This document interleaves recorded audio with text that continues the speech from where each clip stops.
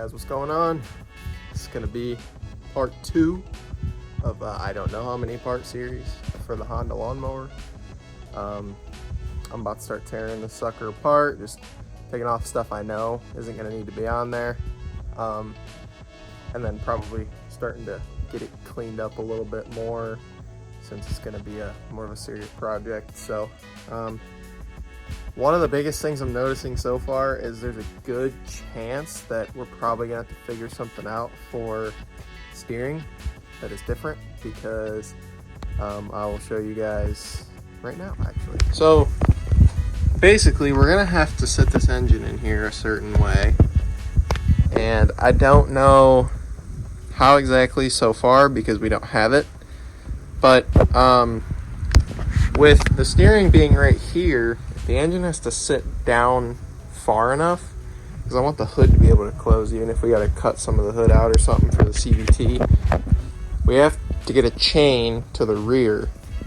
And so if that steering sits up too high and we can't use any of this space in here, which we should be able to run a chain because it's got a transaxle, it should be good, but we don't really know that yet. So you know, we can't use this drive shaft tunnel because that's going to put the sprocket smack dab right in the middle of this lawnmower, which isn't going to work because sprockets are usually off to the side. So we're obviously going to have to figure something out for that, which I don't want to cut any of that. So if it, involves us having to lower the steering system down or something along those lines, and it is what it is. But we'll have to cross that bridge when we get to it, because obviously we have no idea what we're getting ourselves into with this engine that we're getting. So I'm gonna do a time lapse and start tearing this thing apart.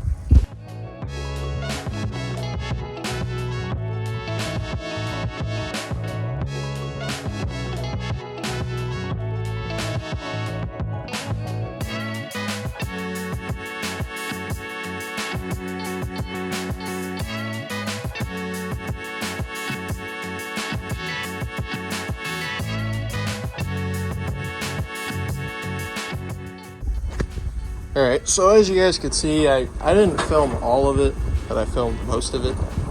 Got a lot of stuff torn off of this thing. The old vice grip steering wheel going on here. So I'm going to push it back over and clean it up again, because she's pretty nasty under those little rubber pieces that go where your foot are. Everything else. So I'm not exactly sure how this is gonna work to swap this engine into this thing, because it's such a silly old lawnmower, but one way or another we're gonna get it knocked out. It's gonna be a sweet fab project, and if we gotta redo the steering or something, we gotta redo it. It is what it is. But once we get that rear end out and get the solid axle mounted in there, then that will really be the the turning point that'll get us to know what we need to know.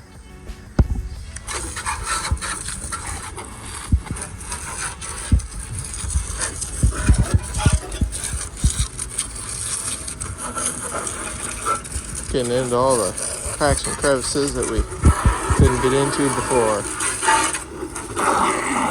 which obviously would be more ideal to use a pressure washer, but I don't have a lot of time to do that right now. Probably revisit that down the road, maybe once we're actually ready to start welding on this thing and stuff, because we're going to want it to be clean. Kind of hoping we can retain the gas tank on it. That would be nice. As you can see, it's absolutely disgusting.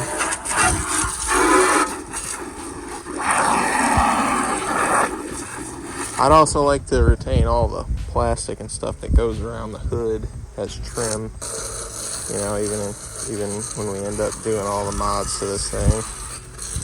Whenever we end up pulling the rear end out of this sucker. We'll probably end up doing a cleaning on the gas tank, because I'm sure we'll just reuse what we got. Because if we end up doing some two-stroke, we'll be mixing gas, so we'll just pour it in there and call it a day. But I'm gonna keep cleaning this thing.